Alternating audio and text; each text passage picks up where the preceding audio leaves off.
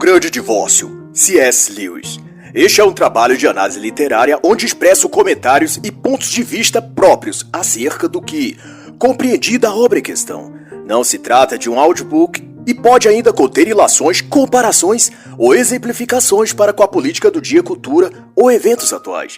Lewis foi uma das mais notáveis mentes criativas de seu tempo. E no ano de 1944, em que esta obra foi escrita em forma de artigos, sendo publicada em livro apenas a partir de 1945, a Europa e o mundo estavam imersos na guerra. 1944 foi o ano do famoso Dia D, onde tropas americanas, canadenses e francesas atacaram as forças alemãs a partir da Normandia, litoral norte da França, e que foi considerada a maior operação militar já realizada. Nesse ano também o Esquadrão de Reconhecimento e o 3º Batalhão do 6º Regimento de Infantaria da FEB se uniram ao exército americano na guerra. Com todo esse contexto em mente, se tem que o ambiente psicológico, econômico e social não eram dos melhores, isso sem dizer do espiritual, que certamente também era coisa que fazia muito refletir naquela época, já que milhares morriam na guerra e a vida ou a morte eram incertas para praticamente todas as pessoas da Europa e adjacências, porque viviam sob a iminência de um bombardeio ou invasão terrestre alemã a qualquer momento. Dito isso, sob esse clima de tensão e desespero, Lewis convida em sua literatura a pensar sobre o céu e o inferno. E a ideia de divórcio ou de grande divórcio sugere o quanto um e outro estão separados. Porém, na mente de cada um, pode ser que o céu e o inferno ocupem simultaneamente o mesmo espaço, devendo, portanto, o homem empreender também esse grande divórcio em sua mente, dentro de si. Divorciar-se, portanto, das coisas do inferno e casar-se apenas com as coisas do céu. E é isso o que contradita Lewis ao interpelar o famoso e renomado poeta e pensador inglês do século XVIII, William Blake. Blake havia composto uma obra em que propôs o casamento do céu e do inferno. Na visão de Blake, segundo o entendimento de Lewis, não é preciso rejeitar as coisas que desejamos conservar. Com alguns ajustes e refinamentos, o mal pode se transformar em bem. E essa crença seria o que dá sentido à expressão de Blake de casamento ou matrimônio entre céu e inferno. Mas para Lewis essa crença é um erro desastroso.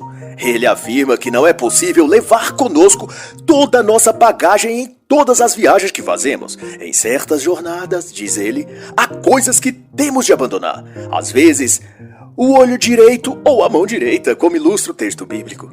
Essa percepção de que bem e mal podem matrimoniar-se, comungar do mesmo espaço e lugar, como o poema de Blake instiga, é para Lewis uma interpretação errada de que a vida é como um rio, que se move em direção à unidade, ou como se o mundo correspondesse a um imenso círculo onde as inúmeras estradas e caminhos são raios em torno de um mesmo ponto central, em que qualquer deles que se escolher seguir levará ao mesmo lugar no círculo. Na verdade, vai esclarecer Lewis, vivemos em um mundo em que cada estrada, após alguns quilômetros, se divide em duas, cada qual se ramificando em outras duas, e em cada bifurcação devemos tomar uma decisão. A vida não é como um rio, mas como uma árvore. Vai então endosar Lewis. Mas sem encerrar a questão, ele aborda ainda que o mal pode ser desfeito, mas não ser transformado em bem. O bem, ao amadurecer, distingue-se cada vez mais não apenas do mal, mas também de outras formas de bem. O resgate dos que escolhem caminhos errados consiste no retorno à estrada certa. Em termos de bem e mal, ainda temos de optar por uma coisa ou outra. Se insistirmos em manter o inferno, não veremos o céu. É falsa e desastrosa a ideia de que tudo é bom e de que todo lugar é o céu. Ele então se vê como se em um sonho, numa fila, na calçada de uma rua longa no fim de tarde de chuva. O tempo parecia parado e triste, como uma tarde que nunca alcançasse a noite. A cidade parecia deserta, exceto por uma pequena aglomeração no ponto de ônibus, onde esperavam a condução. Um veículo de brilho dourado e majestosamente colorido. Ele chama a atenção não apenas o lugar para onde o ônibus vai, mas também o tipo de gente que ele leva. Implicantes, briguentas, ranzinzas, ao que parecia dos tipos piores que podia existir. Ainda na fila, uma mulher mal-humorada discutia com o homem que a acompanhava, acusando um ao outro das razões de estarem ali. Aborrecidos, ambos deixaram a vila. Outro homem, carancudo e de expressão de extremo desprezo, desdenhou de todos ali, dizendo com ar arrogante que não estava acostumado a aquele tipo de companhia. A declaração, no entanto, lhe fez receber uma bofetada de um homem zarrão para quem tudo era resolvido na violência. Tinha outros dois de braços dados, risonhos e alheios a tudo. Impossível de distinguir o sexo de nenhum dos dois.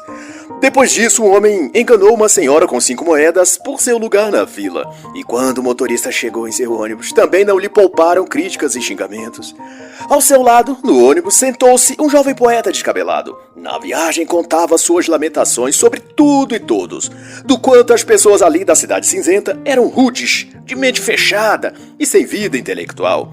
O dito poeta era, no entanto, tanto vítima quanto algoz de si mesmo, mas via no sistema econômico social as causas da ruína da sociedade.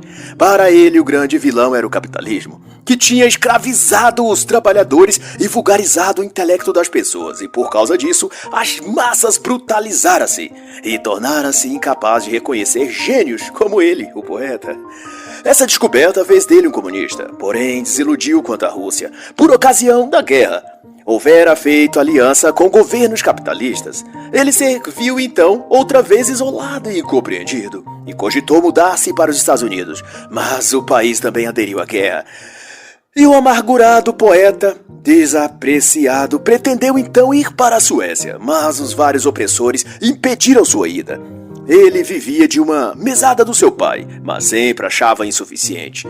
Também não deu certo no amor, pois considerava a mulher, junto com todos os outros, dotada demais de preconceitos burgueses e instintos monogâmicos, além de ela, em particular, não querer ajudá-lo financeiramente. Essa era a gota d'água. Se tinha algo que ele detestava nas pessoas, era a mesquinhez com dinheiro. No auge de sua má sorte e desilusão com as pessoas, pulou debaixo de um trem. Foi enviado para a Cidade Cinzenta, por isso agora fazia essa viagem, pois estava certo de que encontraria nesse outro lugar o reconhecimento que não lhe deram em nenhum lugar. Lá, ele seria apreciado, admiraria o seu espírito crítico e refinado. Mas uma nova briga eclodiu no ônibus, e ao seu lado agora já estava um outro sujeito. Olhando ambos para baixo da janela do ônibus, tudo que viam era um imenso campo vazio e inexpressível. Será que antes, lá embaixo, havia uma população maior? Perguntou o viajante ao homem de nariz bulboso ao seu lado. Não mesmo, respondeu ele. Assim que alguém chega, instala-se em alguma rua. Mas antes das primeiras 24 horas discute com o vizinho, daí resolve se mudar. Assim vão ficando distantes um do outro, porque todos brigam e todos se afastam, deixando cada vez mais ruas vazias. As pessoas que você viu no ponto de ônibus, todas vieram da terra e moravam próximas do ponto de ônibus, e foram se afastando de modo que de tão distantes, algumas sequer pensariam agora em vir ao ponto de ônibus. Estão a milhões de quilômetros de distância, milhões de quilômetros uns dos outros, e de vez em quando afastam-se ainda mais. E esse é o meu trabalho, disse o narigudo ao viajante. Eu tento reunir de novo as pessoas. O verdadeiro problema aqui, e que gera todos os outros problemas, é que elas, as pessoas, não tem aqui nenhuma necessidade. Basta alguém imaginar alguma coisa e logo obtém o que deseja. É por isso que é tão fácil se mudar para outra rua ou construir uma nova casa. Em outras palavras, continuou ele explicando, não existe nenhuma base econômica para a vida em comunidade. Se as pessoas precisassem de comércios reais, teriam de morar perto desses comércios. Se precisassem de casas reais, seriam obrigadas a morar próximo de construtores. É a escassez que possibilita a existência de uma sociedade. Estou fazendo essa viagem para tentar conseguir alguma mercadoria real com a qual eu possa retornar aqui. E as pessoas possam ver, morder, beber, usar. E aí não demoraria para que nascesse uma demanda. Eu abriria um pequeno negócio e teria algo para vender. Não demoraria para que pessoas viessem morar perto. A centralização. Mas se as pessoas conseguem tudo apenas imaginando, por que desejariam coisas reais? Mas elas foram interrompidos por um homem gordo e barbeado que estava no banco da frente. E, dentre outras coisas, reprovou o narigudo, dizendo que essa paixão por mercadorias reais não passava de materialismo. Um retrógrado e terreno anseio pela matéria. De repente, O acidentado deu lugar a um azul brilhante, e então aterrissaram sobre um penhasco imenso e liso, mas repleto de árvores. Agrupados em torno do ônibus, os passageiros praticavam a mesma e rotineira sequência de xingamentos que já estavam acostumados. E o viajante percebeu pela primeira vez que eles eram como fantasma, transparentes, opacos, ou coisa assim. Não obstante, nesse meio tempo, aproximou-se deles vindo de distante vultos. Espíritos também, mas diferentes. Não eram esvaziados como os que vieram no ônibus. Eram resplandecentes e vigorosos, com ar, cordiais e resolutos e bastante felizes. Um deles aproximou-se do homem grande que viera no ônibus e, ao cumprimentá-lo, o grandalhão reconheceu. Chamava-o de Len.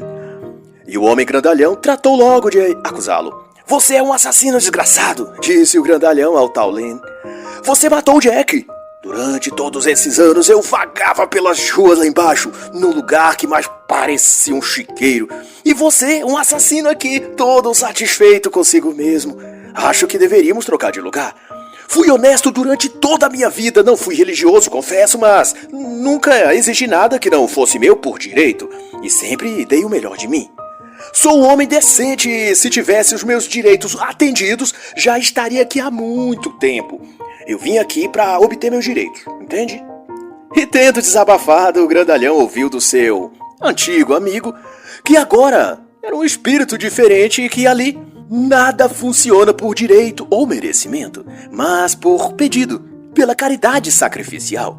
Nada ali podia ser comprado ou adquirido de outra forma que não essa. Não quero sacrifício nem a caridade de ninguém, bradou em protesto o grandalhão. Posso ser um homem pobre, mas não vou fazer as pazes com um assassino, e nem com quem venha me dar lições de moral. Isso aqui é tudo uma picaretagem. Não vim aqui choramingar e pedir misericórdia. Só quero os meus direitos, ou então vou embora. Concluiu o grandalhão com petulância e, vencido por sua própria arrogância e orgulho, virou-se e saiu. Depois disso, outro ser daqueles, um dos espíritos esplandecentes, se aproximou de um dos passageiros do ônibus e também era um antigo conhecido seu. Se chamava em outros tempos de Dick. Dick e ele eram algum tipo de intelectuais, pensadores racionais e modernos, até que Dick, que agora era aquele ser transformado, tornou-se, na visão do passageiro do ônibus, bitolado no fim da vida. Começou a acreditar em um céu e um inferno literais. Como disse-lhe o tal passageiro intelectual, que agora não passava de um fantasma vagueando confuso e sozinho pela cidade cinzenta. Mas eu não estava certo ao final, comentou o jovem Dick. Mas logo foi corrigido por seu amigo perdido com o mesmo tom professoral e intelectualizado de sempre. Ora, meu caro jovem, disse ele, no sentido espiritual sim, mas nada de supersticioso ou mitológico. Mas onde então você imagina que estava? O jovem pôs-se a inquiri-lo. Por acaso você não sabe onde estava? Você estava no inferno! Estou falando sério, você estava no inferno, apesar de que, se decidir não voltar, poderá chamá-lo de purgatório. Ah, sem dúvida, falou o fantasma intelectual ainda incrédulo de tudo que o outro estava lhe dizendo. Você, então, me dirá qual acha que é a razão de eu ter sido enviado para lá? Você não sabe? Você foi enviado para lá porque é um apóstata. Você tinha um pecado de intelecto, veja. Agora eu sei. Nossa opinião não era sincera. Simplesmente tivemos contato com determinada corrente de ideias e mergulhamos nela. Passou-lhe a explicar Dick. Na universidade, escrevíamos e dizíamos o tipo de coisa que obtinha boas notas e recebia aplausos. Temíamos contrariar o pensamento da época e largamos-nos à deriva, sem oração, aceitando toda solicitação dos nossos desejos, até um ponto em que não aceitávamos a fé, bebendo daquelas fontes contaminadas como um bêbado que se vicia e ilude-se ao ponto de acreditar que mais um copo não lhe fará mal. Mesmo erros sinceros nesse sentido não são inocentes. Mas acabou, enfatizou por fim ele. Não é mais necessário que seja assim agora. Você pode recomeçar. Você viu o inferno e agora está diante do céu. Deseja se arrepender e crer nesse exato momento? Mas, tentou resistir o intelectual. Estou apenas lhe dizendo que se arrependa e creia. Mas, meu jovem, eu já acredito. podemos, assim, não estar perfeitamente de acordo, mas... E assim, e apresentando objeções o velho fantasma intelectual, pedindo garantias disso e daquilo, desejando saber se ali saberiam aproveitar o seu talento, se isso, se aquilo. Aqui não haverá espaço para seus talentos, apenas perdão por você tê-los pervertido, falou com firmeza o espírito Dick. Eu o levarei não a uma terra de perguntas, mas de respostas, e você verá a face de Deus. Mas o que, meu jovem, destrói mais a esperança do que a sufocante ideia de estagnação? É preciso manter o pensamento livre, sempre viajando, sabe? Insistiu o empedernido fantasma, achando-se cheio de razão. Mas Dick também insistiu. Você até agora só experimentou a verdade com o intelecto abstrato. Vou levá-lo ao lugar onde você poderá saboreá-la como o mel e ser abraçado por ela como por um noivo. Sua sede será saciada. Da forma como você parece descrever, objetou outra vez o mais chato fantasma que poderia existir. Sim, meu caro Dick, mas terei liberdade como pensador? Digo, um homem que é livre para beber, poderia ser ele também livre para continuar com sede? Você se afundou demais no erro. O que você chama de liberdade como pensador não corresponde aos fins para os quais a inteligência foi dada. Apenas venha e veja. Vou levá-lo ao fato eterno, ao pai de todas as demais realidades. Você acredita que Deus existe? Tentou uma última vez. Bom, é que a existência... o que a existência significa? Esse tipo de descrição não é bem, quero dizer... Foi então se evadindo novamente o tal fantasma do homem intelectual. E pronto. A não mais insistir de que ainda inquiriu mais uma vez. Você virá comigo? Ah, meu caro Dick, quase me esqueci, não posso ir com você. É que na próxima sexta, não tem? Eu tenho uma apresentação para fazer lá embaixo. Temos uma pequena sociedade teológica, um pouco de vida intelectual, né? Você sabe. E sinto que eu posso fazer um ótimo trabalho entre eles. A tese que vou apresentar é realmente uma obra-prima. Você devia vir assistir. Eu vou falar sobre a crucificação e a morte prematura de Jesus. Mas então não vou tomar mais o seu tempo, meu prezado jovem Dick. Adeus. Foi um prazer encontrar com você, foi muito estimulante. Tchau, adeus. E assim ele partiu cantarolando uma estrofe de algum louvor cristão que falava sobre as maravilhas que haverá no céu. Ai, um pouco afastado dali, o viajante admirava os peixes dourados sobre o leito do rio, adentro da floresta, quando foi interpelado por uma voz, um dos passageiros fantasmas que tinha vindo também no ônibus. Pensando em voltar? Perguntou o fantasma magro de cabelos grisalhos, voz rouca e charuto. Ainda não sei, respondeu. E você? Sim, acho que já vi tudo o que há para ver. Aqui é tudo propaganda, explicou ele. Você não pode comer o fruto, não pode beber a água. Até caminhar é difícil aqui. Não dá pra viver aqui, é tudo um golpe publicitário. E por que então você veio? Quis saber o viajante. Só pra dar uma olhada, sou do tipo que gosta de ver as coisas por si próprio, entende? Já visitei Pequim, Cataratas do Niágara, as pirâmides, o Taj Mahal. Já andei por quase todo lugar. E como eram esses lugares? Honestamente, não valeu a pena. Não passam de armadilhas para turistas, acobracias publicitárias, um complô mundial. E você morou lá embaixo na cidade, por muito tempo, né? Lá no que chamam de inferno? Sim, morei. E se trata de outro fiasco, peça publicitária também. Levam você a acreditar que verá fogo abrasador, demônios, pessoas gritando em prisões, só que chegando lá, percebe que não passa de uma cidade qualquer. Mas o outro insistiu que... Lhe disseram que se alguém ficar ali, tudo ficará adaptado e se sentirá melhor. Já ouvi falar nisso, retrucou o fantasma cínico. Mas é a mesma mentira de sempre e de todo lugar, quando eu era criança. Disseram-me que se eu fosse um bom garoto eu seria feliz. Depois disseram-me que com trato e paciência a vida de casado daria certo. Depois da guerra disseram que tudo melhoraria. São sempre as mesmas histórias e eu não vou cair mais nelas. É tudo um jogo, bradou ele, consternado. E ambos os lados são gerenciados pela mesma turma. Estão apenas zombando de nós. A mesma organização que administra aqui em cima também gerencia a cidade lá embaixo. De uma forma ou de outra, eles pegam você. Eu não serei enganado dessa maneira. E tendo disso isso, o fantasma cínico foi embora, deixando no viajante uma profunda sensação de depressão. Sentei-me em cima de uma pedra ao lado do rio, e em toda a minha vida nunca havia me sentido tão infeliz. Foi o que constatou o viajante após as tristes palavras do fantasma com charuto.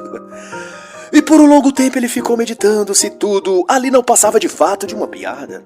Uma zombaria para com os homens da cidade cinzenta.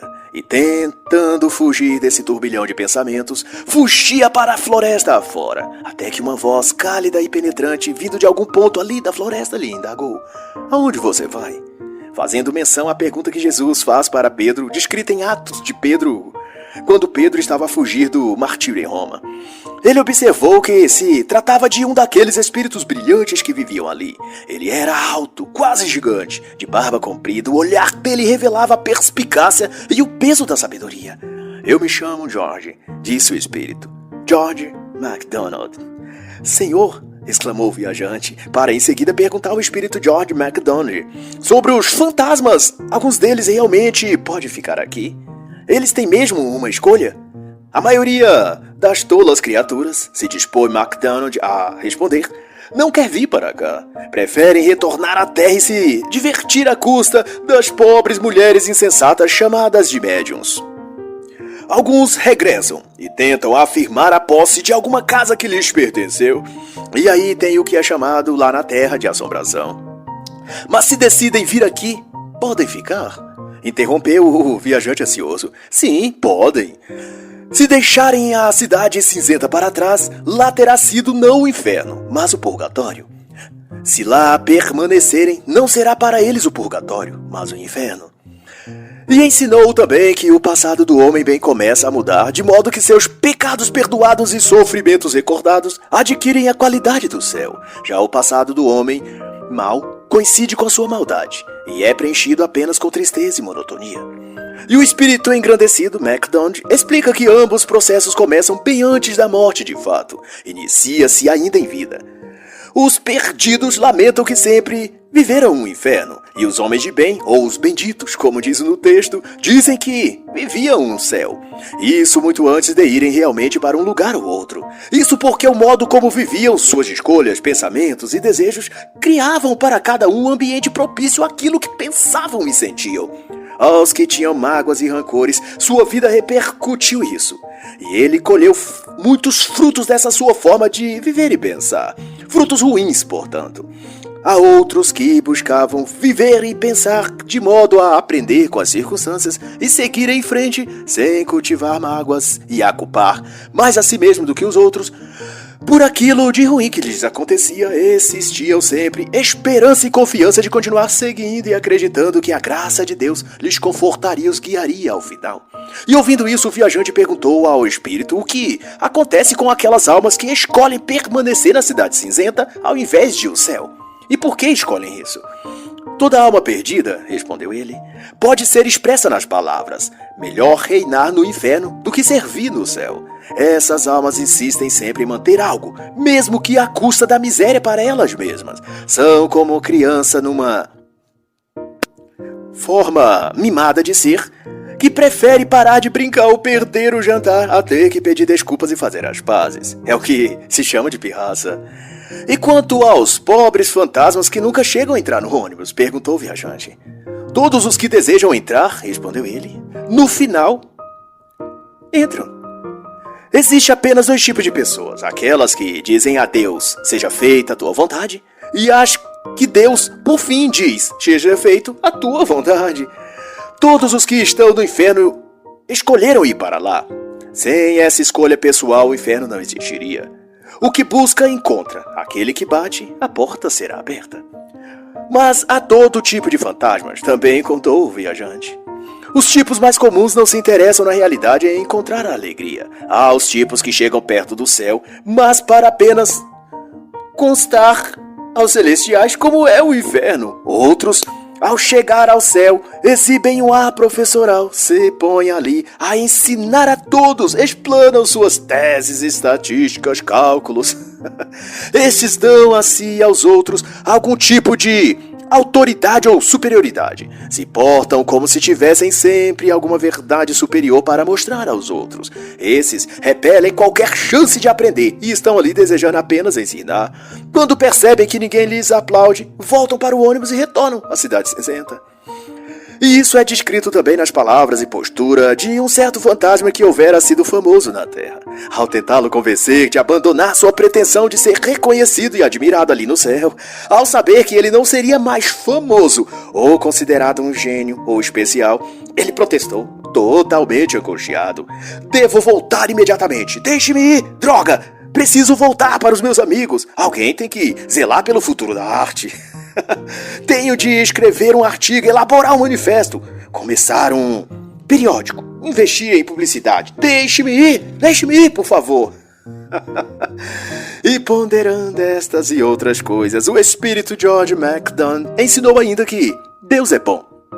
Tudo que é bom quando se volta para ele. E tudo que é ruim quando se afasta dele. E depois disso, então, o viajante viu como que um amanhecer.